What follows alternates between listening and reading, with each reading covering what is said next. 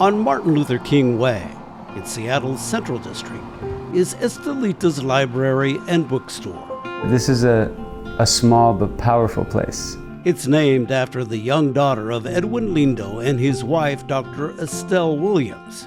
He is an assistant dean of social and health justice at the University of Washington School of Medicine. She is a physician and assistant professor of general surgery at the UW Medical Center. Together, they are a dynamic activist couple that came up with the idea for this community library. We know that much of education hides the secrets of the world in books. I mean, there's books here that you will probably never find again. It is not meant to look like any other library in that it is curated with intention. You'll find the tactics that people of color, indigenous, black, brown, individuals from all over the world have used in order to uplift themselves through fictional stories, or what they've used to stage and successfully complete revolutions around the globe. And so we really want to uplift those voices and make for sure that this is, as the name and as our mission has stated, a social justice focused library. Estell and Edwin came to Seattle in 2018 from the Bay Area. They found a diverse, welcoming community on Beacon Hill at the Station Coffee Shop, where they often stop by for coffee and conversation. They became connected with El Centro de la Raza and were thrilled to have their daughter Estellita attend preschool there. That inspired them to create the library that would offer books and much more. And I remember a dream of ours was, how do we build a community space where our community can have the conversations about politics, about the economy, about revolution, about organizing, about self-determination, and bringing folks together to do that work. Estellita's library opened in the space that used to house the station before it moved to Plaza Roberto Maestas. In no time, it became the community place that Edwin and Estell envisioned, with all kinds of gatherings and special moments. The things that have started out of the tiny space that is Estellita's is profound.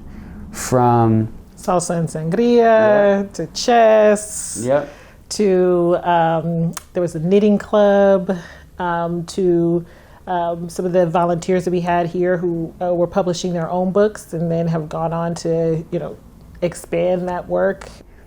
And there was someone who was unhoused, who came to the library, and I remember they're like, can I take this book with me?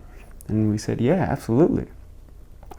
And someone in the area was like, Edwin, I don't think you're gonna get that book back. I was like, watch. That unhoused person came back with crates of books and said, I wanna donate these to y'all. That's the power of community. After 3 years on Beacon Hill, Estellita's library moved to its current location in the Central District.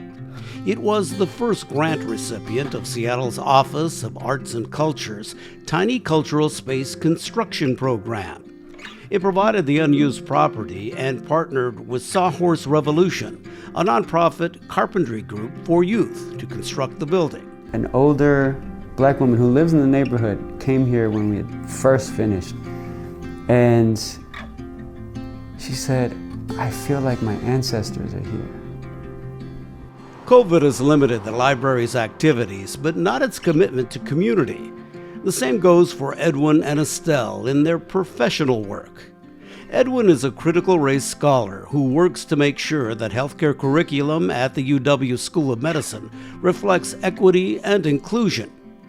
Besides working as a surgeon, Estell heads up the outreach program, Doctors for a Day, introducing youth of color to the healthcare field. The communities we represent, the backgrounds that we represent.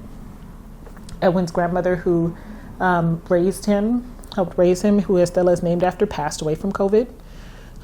And how do we bring those voices into these academic spaces?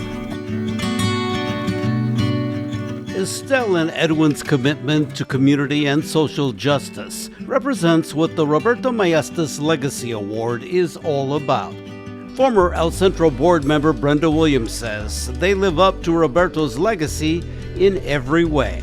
Because when they see a problem or a need in the community, they really can see the solutions. The rest of us might see barriers or how it might not be possible, but for Edwin and Estell, what they say is, how can it be done and when will it be done, not can it be done. And there's no doubt Roberto Maestas would be proud of them. We're grateful, and I hope that he's looking down and can be proud.